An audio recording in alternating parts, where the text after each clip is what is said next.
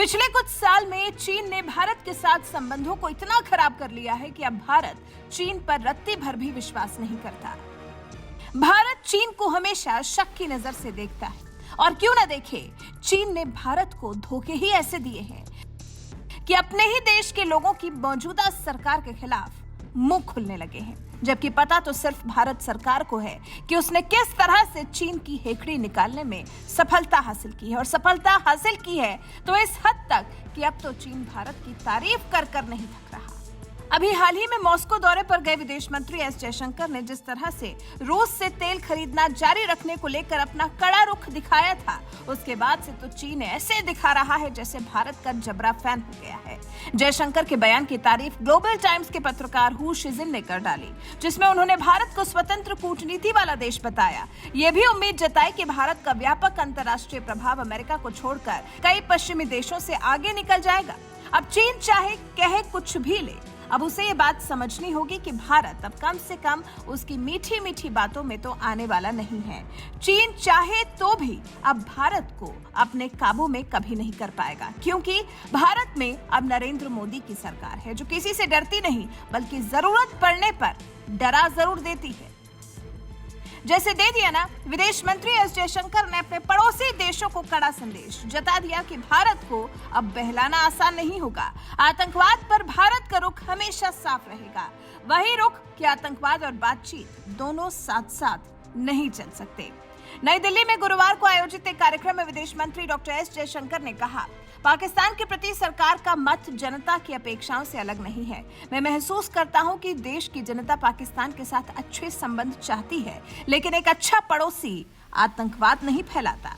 Line of actual control के आसपास चीन की सेना की आक्रामक गतिविधियों पर केंद्रीय मंत्री ने कहा, अभी कुछ मुद्दों पर काम किया जाना बाकी है। समान और परस्पर सुरक्षा के मद्देनजर भारत और चीन ने कुछ मुद्दों पर प्रगति की है, लेकिन अभी भी कुछ मुद्दों पर काम किया जाना बाकी है। साल 2020 में पूर्वी लद्दाख में हुआ भारतीय चीनी सिपाहियों का संघर्ष इस बात को दिखाता है कि एक पक्ष ने यथास्थिति से दूर हटने की कोशिश की। यही मुद्दा सभी मुद्दों का केंद्र है। मेरा विश्वास है हमें लगातार कोशिश करनी चाहिए। मुझे विश्वास है कि एक दिन एहसास होगा, एक दिन चीन को एहसास होगा कि जो संबंध वर्तमान में है उसका स्तर उसके भी हित में नहीं है। विदेश मंत्री एस जयशंकर की बातों से साफ है कि वो जानते हैं कि अभी जिस तरह के संबंध भारत और चीन के बीच में है, उन संबंधों से, उस तनाव से चीन खुद भी कोई बहुत ज्यादा खुश नहीं होगा। समझ रहा होगा कि भारत से पंगा लेकर उसने कितनी बड़ी गलती की है। ये भारत की कड़ाई का ही असर है जो चीन आजकल लाइन पर आया दिख रहा है, भारत की तारीफ में कसीदे पढ़ रहा है। भारत ने हमेशा चीन की तरफ कड़ा रुख अख्तियार किया है। उज्बेकिस्तान में हुए एससीओ शिखर सम्मेलन में भी चीन के राष्ट्रपति भारत के प्रधानमंत्री नरेंद्र मोदी से मिलने को आतुर थे, लेकिन पीएम मोदी ने रुख ही नहीं मिलाया। पीएम मोदी शी जिनपिंग से बात करने के लिए राजी ही नहीं हुए, तब भी जब शी जिनपिंग ने रूसी राष्ट्रपति पुतिन से सिफारिश करवाई थी। इसके बाद भी प्रधानमंत्री नरेंद्र मोदी ने चीन के खिलाफ अपना कड़ा रुख रखा। इससे चीन हैरान था। हालांकि शी जिनपिंग को पता था कि आखिर क्यों पीएम मोदी उनसे मिलने को तैयार नहीं है। इसकी वजह खुद चीन ही तो है। पीएम मोदी रिश्ता जो भी निभाते हैं बेहद शिद्दत से निभाते हैं, फिर चाहे दोस्ती हो या दुश्मनी। दोस्ती चीन भारत से निभा नहीं पाया तो अब दुश्मनी देख ले चाइना। विदेश मंत्री एस जयशंकर ने इस पूरे वाकये का खुलासा करते हुए कहा, चीन के साथ भारत के संबंध तब तक सामान्य नहीं हो सकते जब तक कि सीमावर्ती इलाकों में शांति न हो। इस मामले में भारत पहले भी चीन को स्पष्ट संदेश दे चुका है।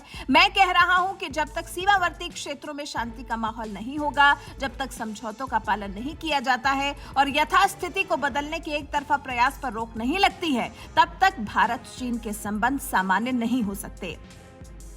अब तय चीन को करना है कि उसे भारत की सिर्फ तारीफ ही करनी है या फिर रिश्ते सुधारने के लिए अपने व्यवहार में भी बदलाव करना है। वैसे चीन को भारत की तरफ से समय समय पर दिए जा रहे इस तरह के कड़े संदेश को लेकर आपका क्या कुछ कहना है? कमेंट कर हमें अपनी राय जरूर बताएं।